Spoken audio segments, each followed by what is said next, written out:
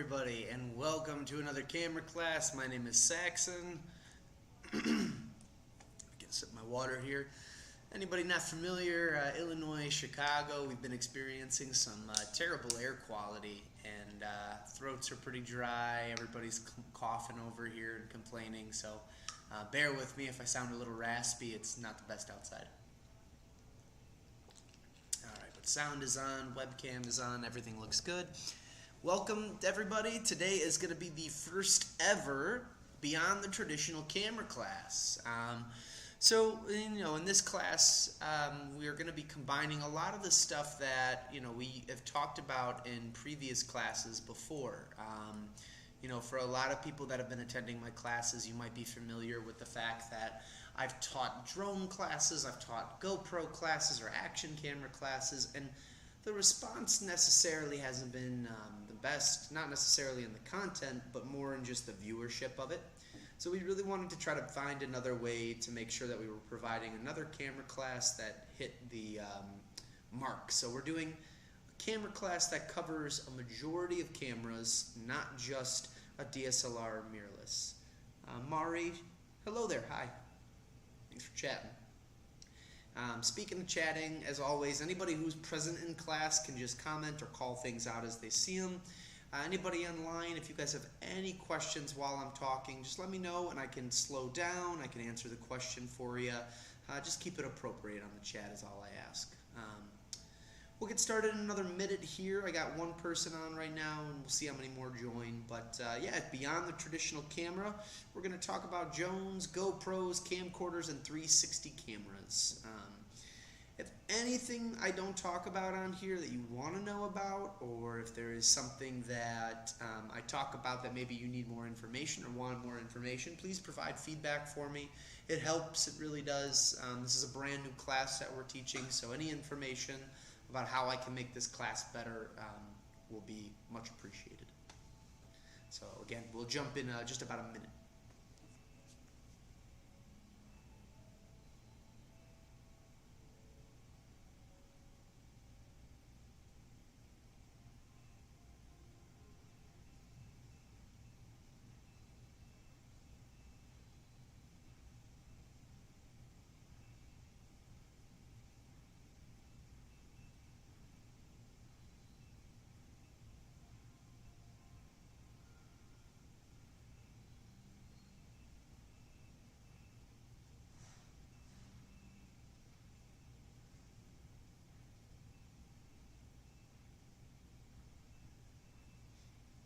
Alright, I think we're looking pretty good on timing, so I'm gonna get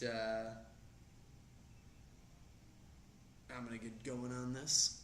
So, beyond the traditional camera, let's start from the very beginning. Why advance past your camera? For most of us, we have a cell phone. For those that don't, that prefer using a mirrorless or DSLR, a lot of people kind of jerry-rig at their device, and they make it work for what their needs are. If that's diving, swimming, or doing any sport form of video, maybe even doing some travel stuff, people find a way to use their regular camera. But for those of us that want to be able to do some pretty unique things that our camera won't allow for us, we need to look past that. We need to start looking at products that offer us the same image quality, maybe better image quality or video quality, or maybe lesser, but they give us a new range of motion or portability. So big things we're looking at with why we're advancing past our regular camera is portability and travel. We want something that's more portable, easier to travel with. We want something that's durable. We want to be able to bang up our product. Waterproofing falls in that durability category. Things like GoPro or even DJI offer a good mix of durable waterproof cameras. Record time. Sometimes our mirrorless or our DSLR cameras might be able to make a 4K video, but they're not able to record as long as we'd like them to. So it's important that we're looking at that too.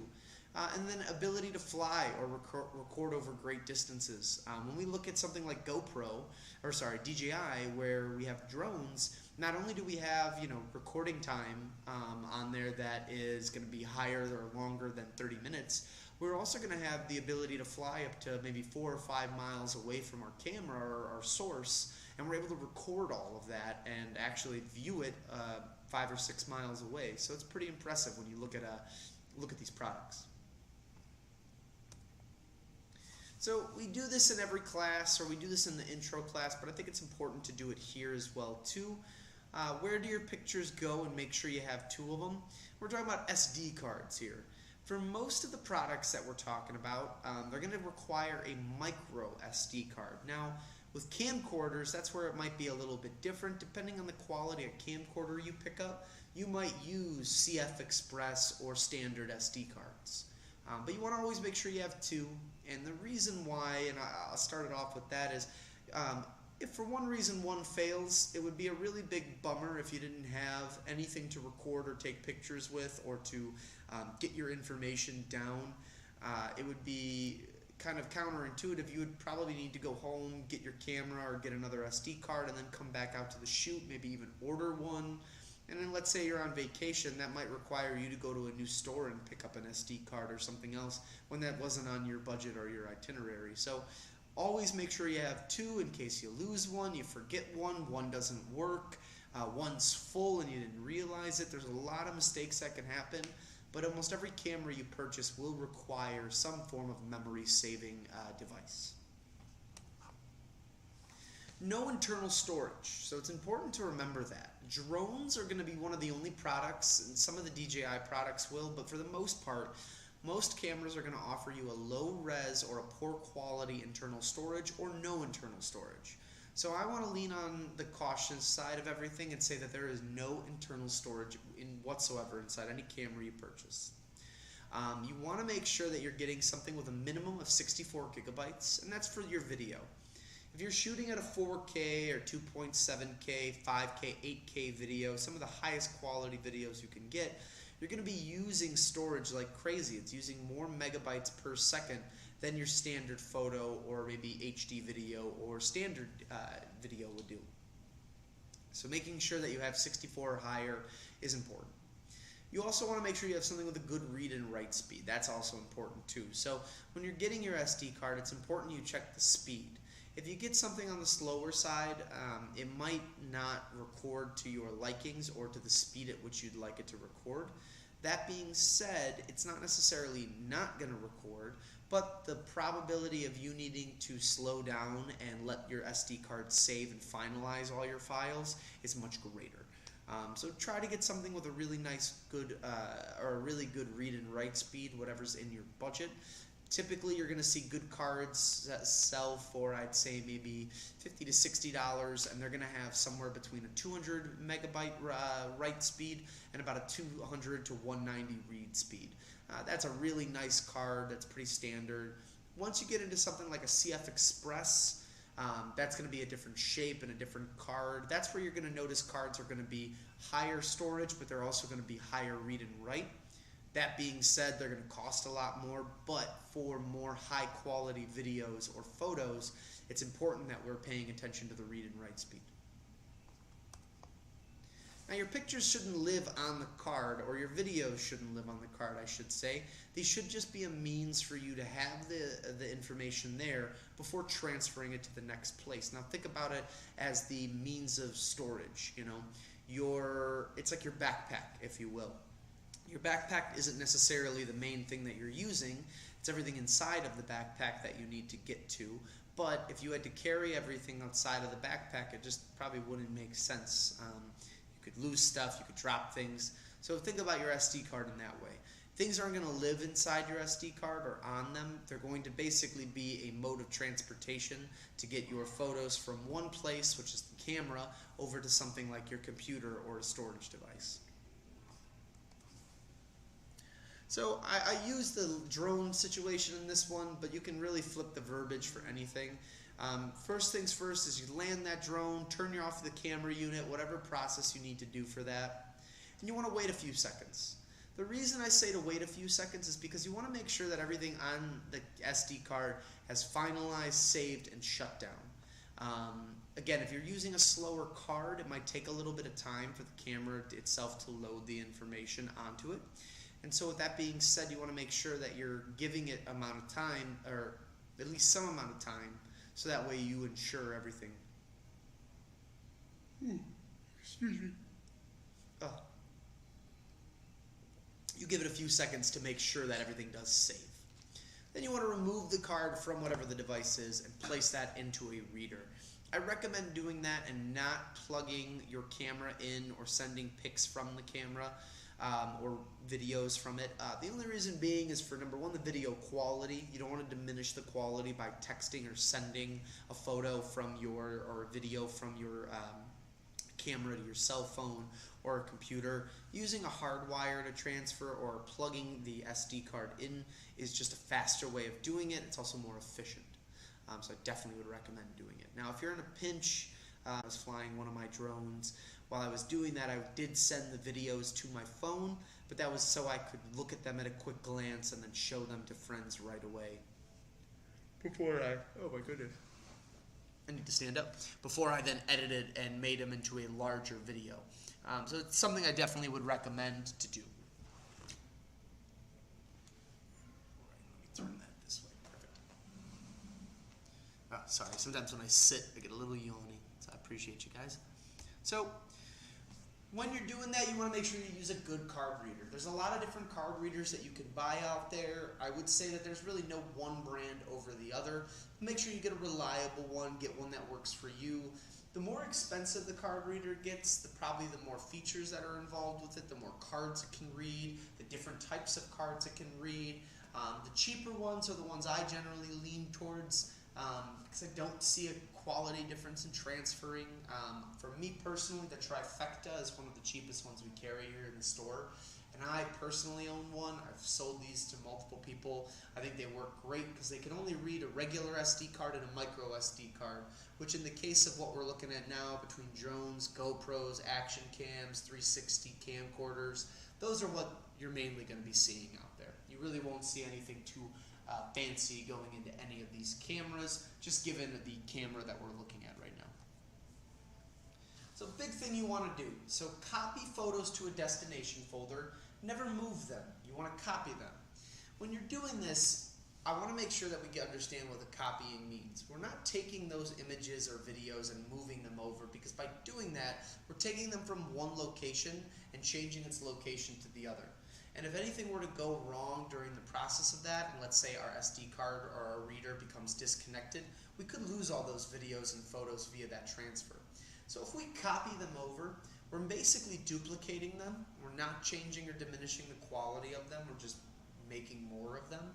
And by doing that, what we're ending up with is a second copy of whatever the image or video is, but we're also ensuring that if anything does become disconnected, we don't lose everything in the middle process of that. So I like doing that. It's a good practice. Depending on the computer that you're using, if you're a Windows user, you're using Explorer to get your images, and if you're Mac, you're using Finder.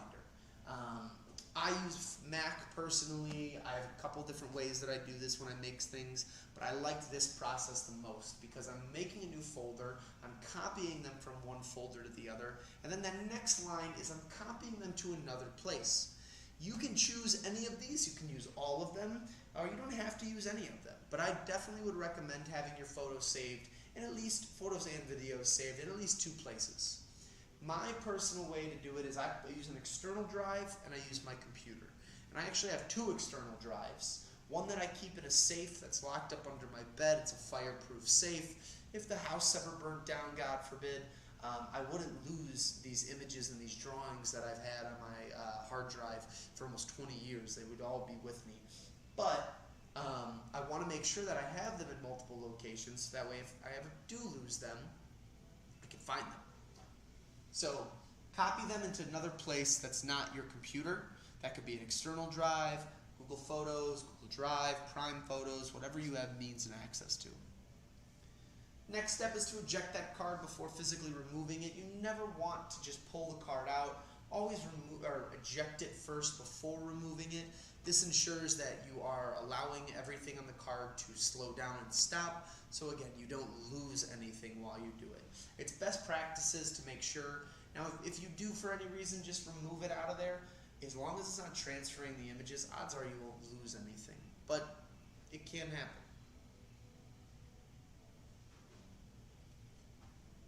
The last thing you want to do is format the card inside the camera. And the reason we say that is because you don't necessarily have to erase everything in the reader.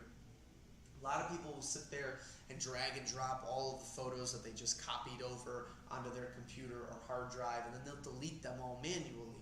If you throw the card into your if you throw your card back into the camera and you format it, this will delete all of the images and videos that was already on there. So it'll clear that stuff up. It's a nice way of doing it. It's an easy way of doing it. And as long as you have the images saved somewhere else, you don't have to really worry about it too much. So I mentioned those 3 different backup solutions that I have, but let's go over it one more time. Your starting point is that 64 gigabyte SD card. The video and photo that you are taking and making all will live on that card via the camera or the device that you're using to capture. From there, you're going to move that into the computer. Now, you can move that in via a cable, a transfer cable, or you can plug that sucker into a card reader and download everything from there. I like to do the latter of the two and do the SD card reader, and the reason I do that is it at least ensures that I'm making sure everything goes over and that I don't chance it to the cable becoming unplugged or another accident of some sort happening. And then the next 2 is your other means of protection for your images or videos. I personally like the external hard drive. I live from the era of having the tangible items. I don't like having things on the computer. It freaks me out a little bit that I'm going to lose stuff. So I like having external hard drives. I've got 2 that I use all the time. One that lives by my desk, one that lives in a safe as my backup to the backup. And then underneath that hard drive, I've got a picture of a cloud. If you are someone who likes Google Photos or Amazon Photos or OneDrive or Adobe Creative Cloud, I strongly recommend using them. They're great ways for you to access your photos and your content anywhere that you are in the entire world. But it's really nice because you have the ability of just remembering a username and password to see all of your past images or videos. Cloud-based solutions that I really like, or I get a lot of people, Creative Cloud is my personal favorite. You do pay a hefty price for it because you do get the rest of the Creative Cloud suite with that. So you'll get InDesign, Photoshop, Lightroom, Premiere. You're going to get all these wonderful programs to help you create content or create pictures or videos or what have you with. OneDrive is another one that's from the people of Microsoft. They do a really nice job with that. If you're a Microsoft user or you use the Microsoft Outlook emails, you might like this one. And then using Google Photos, I would say Google Photos is one of the most popular. I have more and more people that use that on a regular basis, so I would probably recommend that the most. It's free as well as long as you have a Gmail, but my personal favorite on the list is the Creative Cloud, not only for the photo storage, but for the community that it creates and your ability to edit and change things via all the different apps and programs they have. I think that's pretty wonderful. So let's go through a tour of your device. I'm going to go through a bunch of different devices here. And what we're basically going to do is talk about the device and the layout of things. Now, when we get to the end, the camcorders and your 360 cameras, you will have already seen most of these already from other ones, so we'll be very quick with those, but to give you some idea. So, starting off, we're going to talk about GoPros and action cameras. Let's talk about the layout, the features of it, and then why would you want to use one of these? So to start, GoPros, DJI, Hero 360, they are all working in a very similar manner. When you look at these products, they only have about 2 buttons to there and then a touch screen display. 2 buttons are pretty simple on a GoPro. One's going to be a capture button, and that's going to take your video or stop your video and take a photo. Power button, that's going to be your brains of the camera, if you will. That turns that sucker on and off if you need it, but then it also toggles between the different features that you have on the physical camera. Going through it, your screen is everything on that. So as you're doing stuff, swiping on the screen can help you change your video quality, the angle at which you're shooting the video, the photo quality, the amount of time that's happening. This is a time lapse.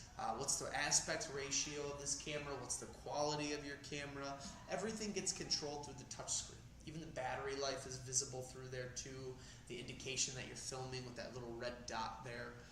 These are all ways to know that you're taking videos or photos, but it's also the way that the camera functions and operates, all via those 2 buttons and that touchscreen display. Things that the screen will control, so frames per second is something that you'll see on there. How many frames are going through every second?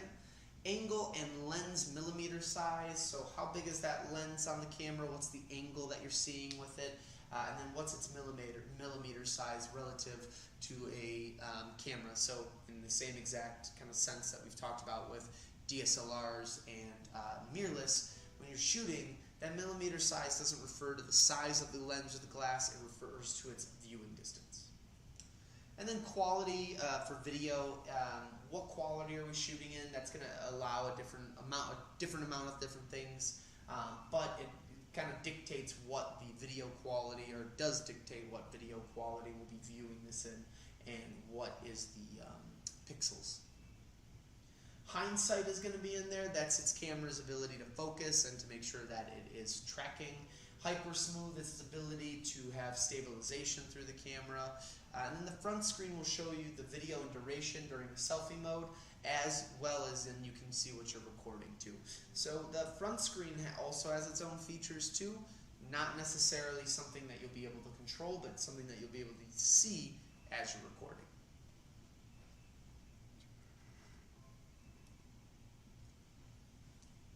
So modes that you're going to have on there. Photo, pretty self-explanatory. Allows you to capture stills and frames rather than just take video. This is great for people who want to have both a camera and a video camera. Someone who's trying to not just take only video, but they want to do some type of photo access as well too. A GoPro could be a great option for that, given its size, durability, and compactness. Time-lapse is another one that you'll see. So turn that video on and it will capture video over a duration of time. Then it will compress the video and play that captured video over a period of time, and that'll play within seconds or minutes. I love the time-lapse features. A lot of videos that I do, I put the time-lapse feature on. The reason I do that is because it takes a really good quality video, but it also speeds everything up so that way we're not watching boring or mundane things. And then this traditional video aspect, you can control or you can record video for whatever duration you want, whatever quality you want, and with features like Hypersmooth on there.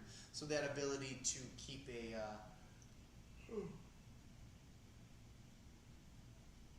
a stabilized video running, even if you, let's say you have it on your bike handlebars or on your helmet.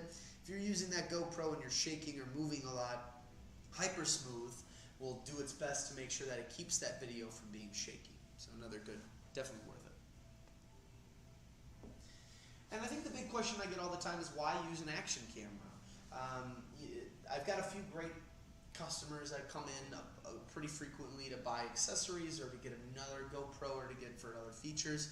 But these are four of one of my personal favorite reasons to have them. So one thing is the travelability and the ability to mount. And I use the first image on the left corner to show that. There's so many little accessories that you can buy for the GoPro, and you can really do anything you want with it. You can even buy a remote to control it from a distance away, or your cell phone can hook up via an app. Biking, working out, sports, the ability to throw this sucker on your handlebars and ride through and do stuff is pretty incredible, and it really does give a cool amount of versatility to the camera. This cyclist most likely has it connected to their chest. You can hook it to your helmet, your wrist, shoulders. My other personal favorite, and I ordered one of these not too long ago, is actually for dogs. I have 2 golden retrievers at home. Both I walk with harnesses. They make a really cool harness accessory so you can throw it on your pet, and you can actually get a first-person kind of view from what your pet sees. I have some really fun videos I'm working on of my golden chasing me through the yard, us playing catch, and it's fun to see from their perspective what I don't. And you really give the viewer kind of a different perspective that they might not have had. Mix that in with other content that you're shooting or controlling. You really can make a cool video. And lastly, one of the best things about GoPro or DJI or any of these brands is the ability to take it underwater. Most cameras, most DSLR, most mirrorless, because of the bayonet system on there and because of the rest of the buttons, microphones, and features, you gotta have some sort of waterproof casing on there. That waterproof casing is usually very specific, so you can only use it with one type of lens or with whatever lens you chose when you bought the case. But a lot of the times, using something like a GoPro, you're going to get maybe not necessarily the same image quality you would get from bringing your $4,000 mirrorless under the water. you're going to be able to take your GoPro places that you would need more equipment for your DSLR or mirrorless to do. And when you're adding that into an arsenal and you're doing this stuff, it's pretty awesome that you're able to take another camera out there, not put any extra casing or housing or anything specific on there, and be able to go under the water and do things with it with pretty much ease. So why use an action camera? It's for the exact title that it is. You're someone who wants to get action style shots to add to whatever content you're making, and your regular camera is either just too precious to you, or you're worried about damaging it or putting it through the ringer and not getting what you want out of it. Getting something like a DJI or a GoPro, it opens up a whole new world of being able to record, take pictures, and do things. So you definitely will have more versatility with this. Now, drones. Why do we like drones? Why are drones so popular? What's the thing with that? So nowadays in the world, you'll see drones are becoming more and more popular. Companies like Hotel and probably our favorite, which is DJI, they've really gotten a handle over these. And when you look back at the history of drones, if you look at Phantom or their enterprise models that DJI had, you can see the bulkiness of them, the bigger nature of them, the cameras being a low resolution quality, etc. And it's pretty incredible that now we're at a point that these cameras, these drones, these everything can do such amazing quality photo and video, something on the likes that we've never really seen before, and they're all in the corner or pocket of your hand, if you will. So, for example, with the drones, DJI is one of the biggest ones in America. They're one of the best sellers. They have a mix of different products, but I think it's important that we understand what the difference between your different drone types is, and why does that matter? So a single rotor, it looks like a typical helicopter. It's nothing too fancy. A lot of the times the company Air Hogs will have this, your local hobby shops might have versions of this, but it's the idea for the person who wants to fly as close to a helicopter simulation as possible without necessarily getting all the fancy bells and whistles or video quality or what have you. Quadcopters are going to be the most popular drone that you'll see nowadays. Quadcopters are a four-bladed copter or four-winged copter, and there's going to be two styles that you're going to see most notoriously with that: FPV and Cine. FPV drones need goggles to fly, but typically only come as a quadcopter. Now the fun part about FPV is the tricks that you can do. People will use FPV to record and take good quality videos, but the primary use of FPV is to have fun. It's to simulate, to feel like you're flying through midair. It's the closest you can get to flying, in my opinion, without getting a pilot's license of some sort. Cine drones are just like quadcopters, or are a quadcopter, but it has a high-quality camera and tracking features built into it. So, again, when you look at a Cine drone camera, we're looking at like the Mavic 3, or the Mavic 3 Pro, I should say, or the Mini 3 Pro, or the Mavic Air 2S. Drones that have 4K to 5K, 2.7K video quality. They've got 30 to 45 minutes worth of flight time, and they are going to offer the viewer or the flyer something that has much better video quality versus something than an FPV. Now, a hexacopter you really won't see on a consumer level, but it's a six-bladed copter, and it's great for filming and stability in the air.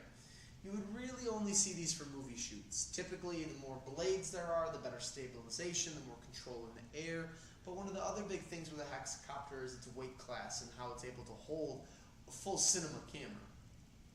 A drone like that would cost upwards of anywhere between, I'd say, $70,000 to $100,000, depending.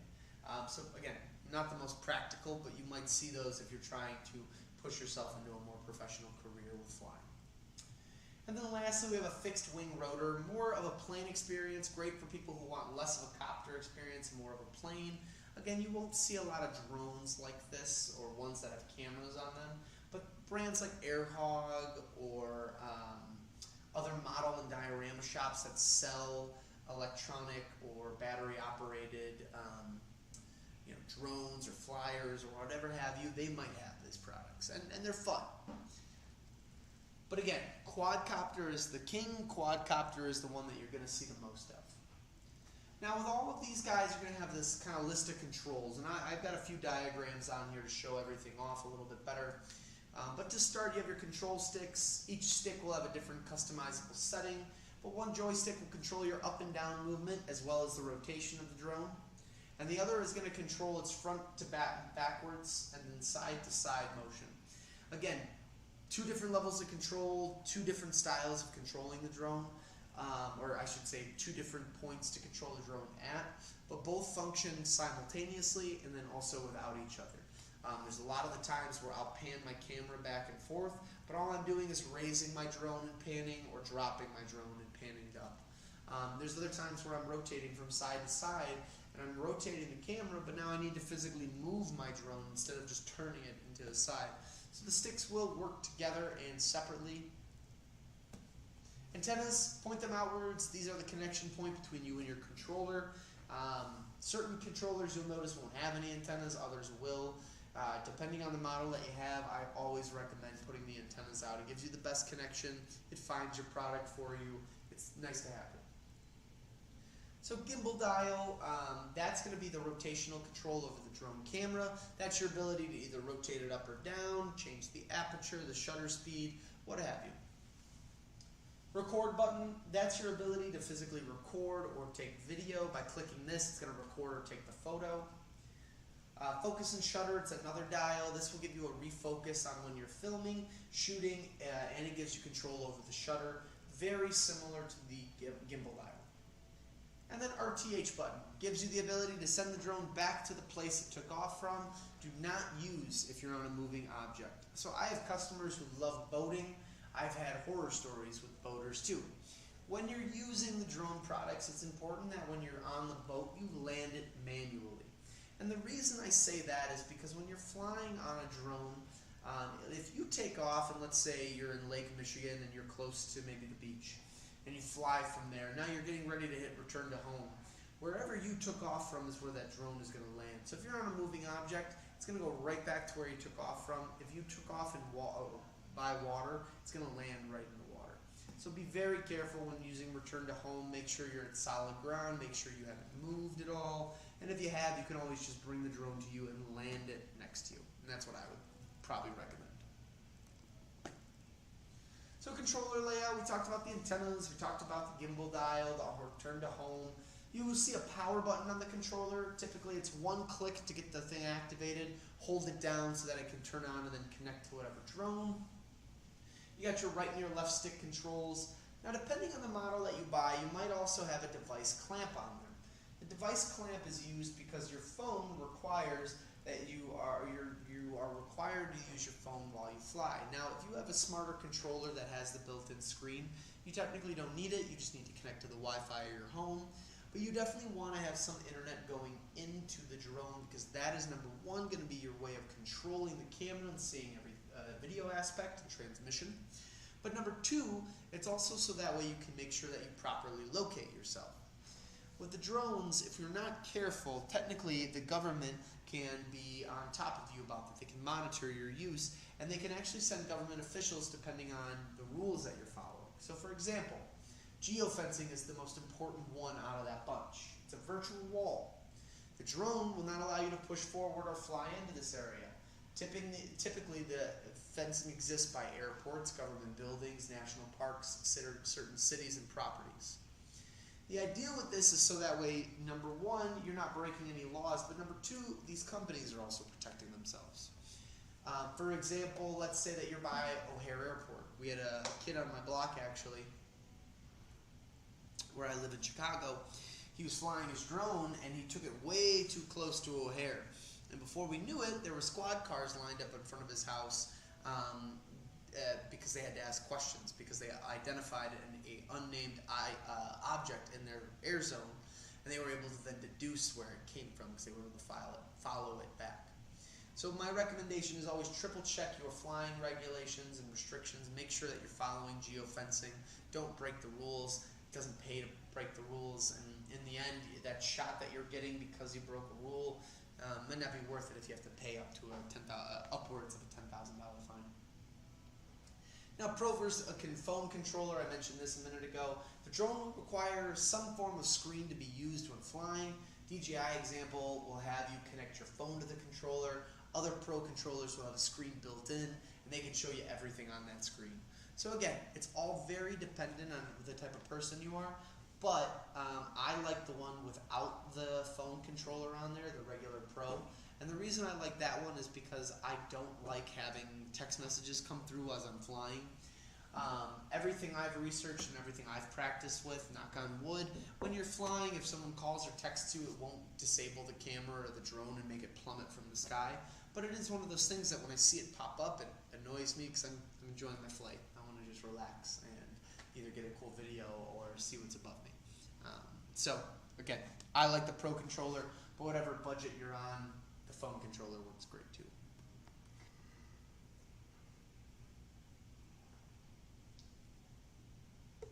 On screen for that product, you're going to see the distance from you and the drone. That should show you in miles. Altitude of the drone should show you in meters or miles as well too. The ability to switch between photo and video. So again, you could toggle between taking video and taking photo. It's really cool. I love taking photos with this guy, and I have some examples on why I like it so much. But I think that a drone to take photos is one of the coolest things that you can do nowadays. On the screen, you're also going to see that geofencing map in the surrounding area. So it should give you a little HUD map on the bottom of your screen. Very similar if you've played video games to Call of Duty or Grand Theft Auto, where it'll actually give you the maps underneath so you know where you're at. Great to use when you're flying in maybe a new area for the first time, just to familiarize yourself. So again, you don't break any rules, don't have anybody knocking at your door. The RTH button, return to home, we talked about that. And then immediate land. When in doubt and you can't do RTH because you moved, just bring it to you and land it down next to you. Hit the immediate land and that'll bring it down nice and slow and drop it without it flying from the sky or anything else bad happening. Now, I mentioned earlier with permits and everything else, it's important that you understand that if your drone is under the weight of 249 grams, you do not need a permit of any kind. Unless you're doing commercial work for business or for pay. So, in general, two major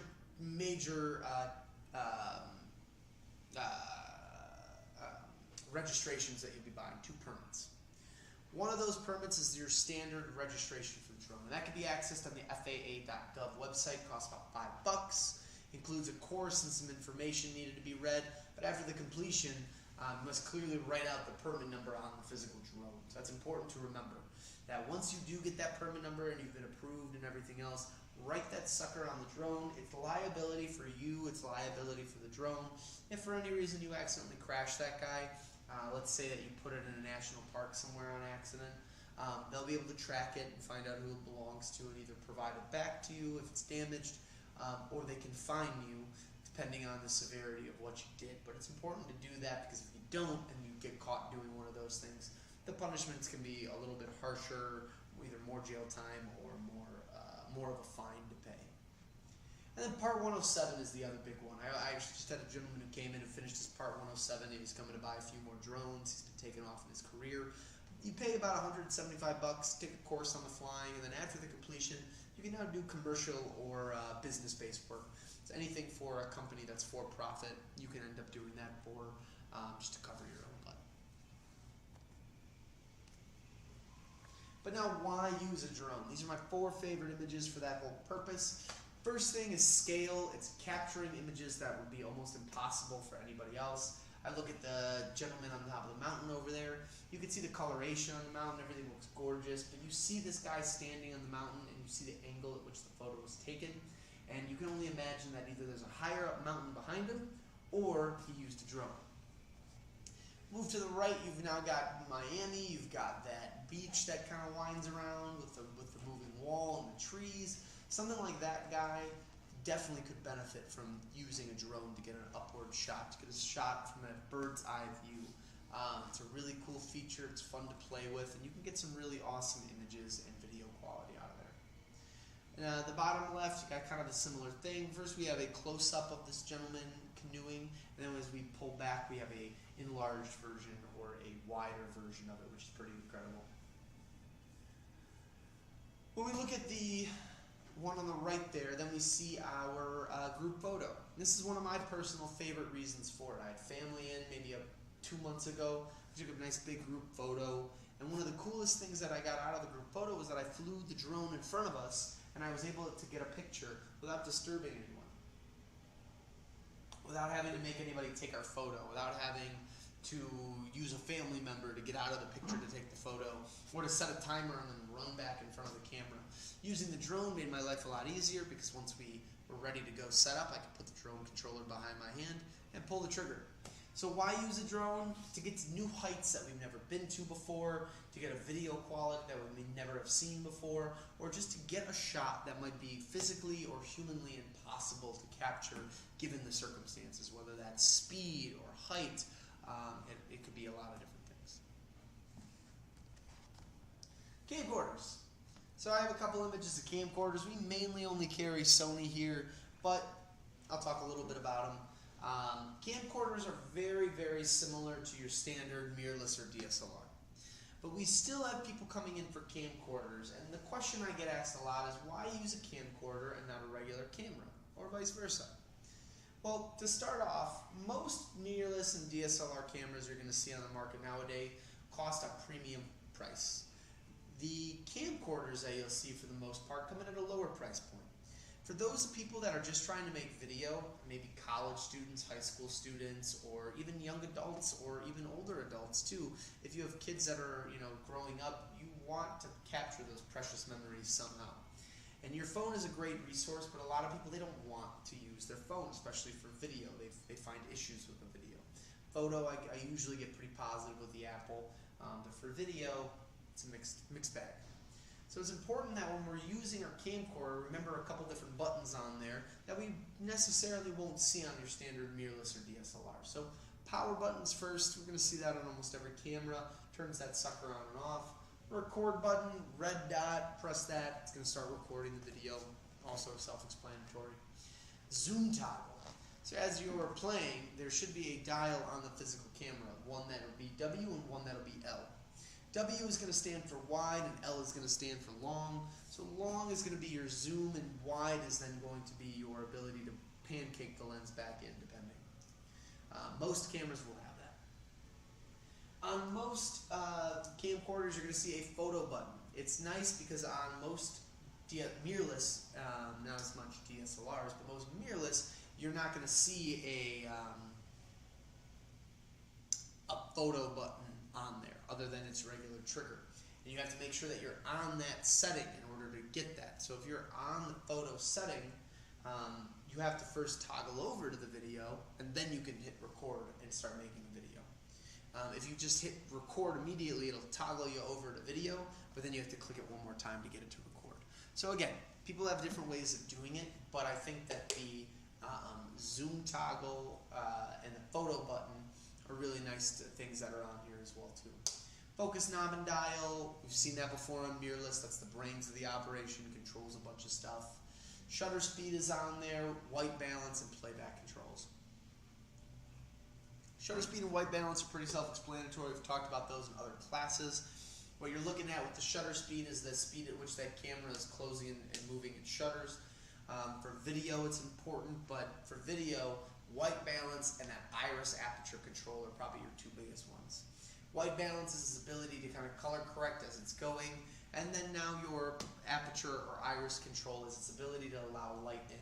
The more light that we let into the camera, the more information the camera can read, therefore we are getting more image out of it.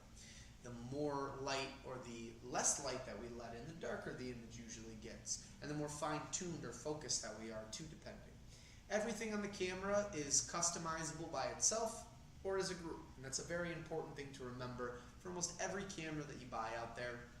When you're using it, if you're shooting video on your camera, it's going to be good for photo and for video, but its primary focus is going to be video.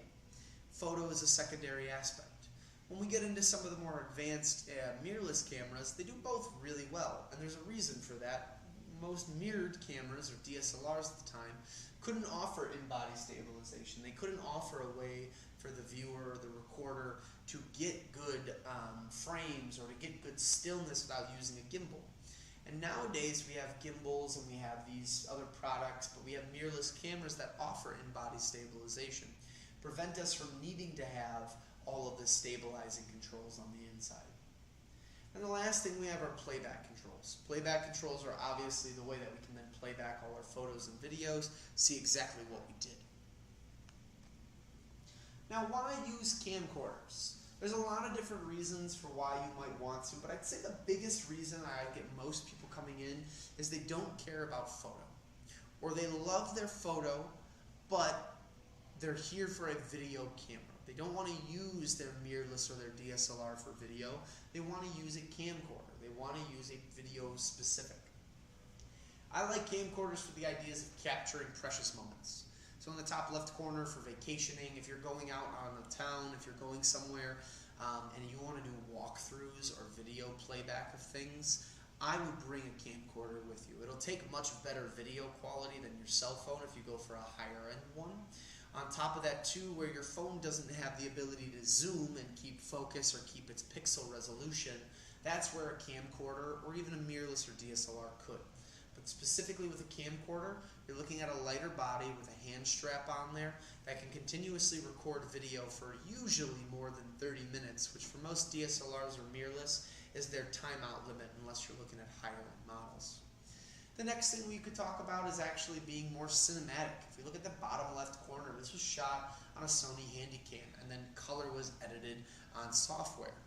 We can use the camcorder to get a really high quality video content on there and actually make cinematic pieces. If you're someone who wants to make short films and you want to be as cinematic as possible, you're not using your iPhone or your GoPro or your wide angle camera. You're getting close on the subject matter and you're making conscious decisions to make a really cool or powerful video, whatever that means for you. So using a camcorder to do that would be much better than using maybe your standard mirrorless or DSLR, which will give you maybe the better photo quality, but its main focus is photo, not necessarily video. And last but not least, we look at the very bottom right corner, and that is going to be one of the highest end cameras you can get in the camcorder world without going into then the cinematic ones. And it's actually made by Canon. And you can see that it's all rigged up. It's got a microphone on there. It's got its shotgun handle grip. It's got a lens flare on there, or a lens hood. It is prepared to take video at a much higher quality and probably a better resolution, and with better frame rate or better white balance control. But it's kind of like your Cadillac or your next step up in your camera world. You can go as basic as the top left corner, or as I showed on some of the other slides, as something like this, which will still give you 4K video, flip out display or HD video, still has the ability to toggle between photo and video, still gives you white balance control, focusing control, volume control, everything else. But when we move into something like that Canon on the bottom right corner, you are buying something that is specifically made to take video and to shoot video at a much more professional rate. Last but not least, and this is probably the least amount of detail that I have at the current moment, because I myself need to become a little bit more familiarized with the product, but 360 cameras. They are a huge, huge hit that's been getting more and more popular, especially as we enter into things like the metaverse and we start to get into more VR and artificial reality. 360 cameras are notorious because they work and feature on, or they film on a 360-degree axis. Where we see a lot of these are going to be on social media nowadays. You have a lot of people that are making funny videos using 360 cameras.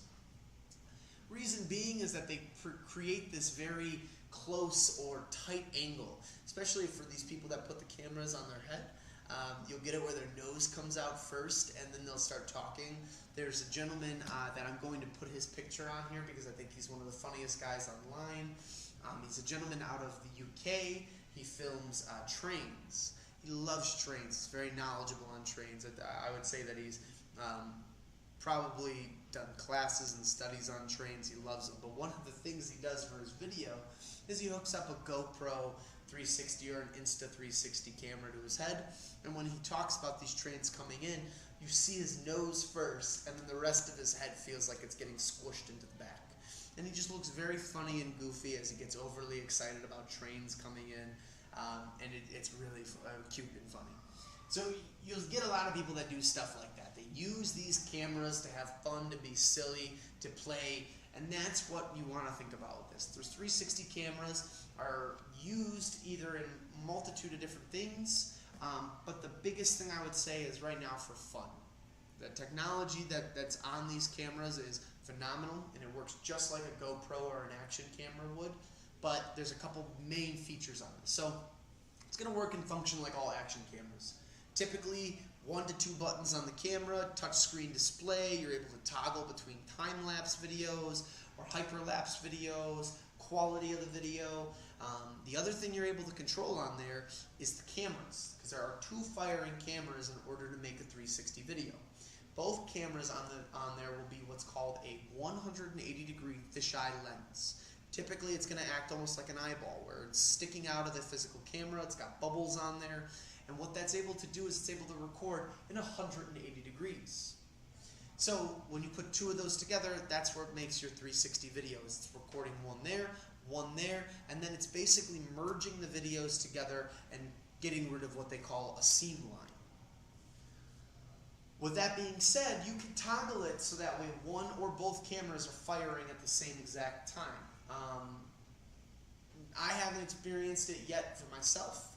We're actually just working on now getting the Insta360 brand into the Apt electronics here. So I'm very excited to get my hands on one of these cameras and get to really play with it and understand it a little bit better.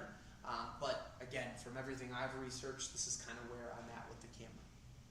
So the other thing that you can do with it is you can hide or make that selfie stick invisible. And this is a really cool feature that I have been noticing, and I never really could put 2 and 2 together. But with this feature, what you're doing is there's a scene that's basically while you're recording. So those videos, one video is recording this side, one video is recording this side.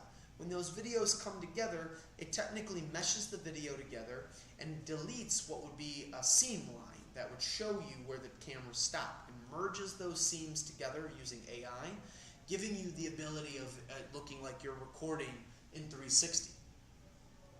When you do that, you can actually put the selfie stick that you're using to record within that seam line. And when you're holding the camera in front of you, the camera itself will actually basically get rid of the stick, and it'll look like your hand is out, but you have nothing in your hand. And I've seen this online from a multitude of different people and creators and content creators, and I never understood what they were doing until I myself got to really experience it and play. And now I realize that by doing that, you can actually hide the selfie stick within those 2, and the seams will hide it. It's pretty cool. The big thing with the 360 is too that you can create a third-person view unlike any other camera. A GoPro really can't do this, your DJI camera can't do this, and other brands can't do this unless they created a 360-degree camera specifically. People will use these cameras and keep it behind them, and it's almost like toggling or playing a video game. The camera itself is above you to a point where it's recording downwards and getting you and your surroundings, much like if you were running through an RPG or if you were playing Call of Duty and you were using third-person view. It's a pretty cool experience. Videos can be viewed in perfect condition on a VR headset, and I think that is the coolest part of this that I've never experienced and I can't wait to experience. When you're using these when you're using this camera, the videos that you record on there can be played through the VR headset, and as you're using the VR headset, you are seeing everything in the room. So if I were to turn around with the VR headset on, I would see one aspect of this room. If I turned, I would see the other aspect. Just like right now, where I have my body facing this way, I can only see this side of the room. I know what's behind me, but I don't have eyes back there. The 360 camera does have eyes behind it, and when you're using VR goggles to replay these 360 videos, you're able to see the stuff that would have been behind it. So it's pretty cool. And last but not least, they are small, compact, and durable. Much like GoPro, DJI, these 360 cameras offer you a good amount of durability and shock. So when they're dropped, or they've hit the ground, or they fall, or they get beat up, they're durable enough to take that impact. They're small and they're compact enough that they can slide right into your pocket. Really like that feature. But now, why do we want to use a 360 camera? Well, I would say the biggest reason could be just for fun.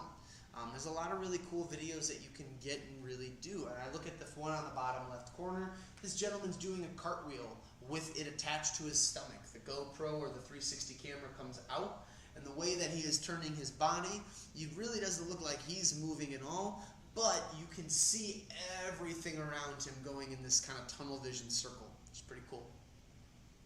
The top left corner, we have a Jeep Wrangler, and the camera itself is actually suspended upwards out of the car. And as this person's driving, it almost feels like they're driving over the globe or a tennis ball that's a road. It's really cool. On the bottom right, or on the top right corner, I should say, you've got I believe this is Toronto, and you have everything from the one building in there, the Needle, and then you've got a bunch of other different buildings on there too. But this person's in the park, they're playing with the camera, and if you were to put this on 360 when you're done, you'd actually be able to turn around and basically live inside this space all through your goggles, which I think is really cool.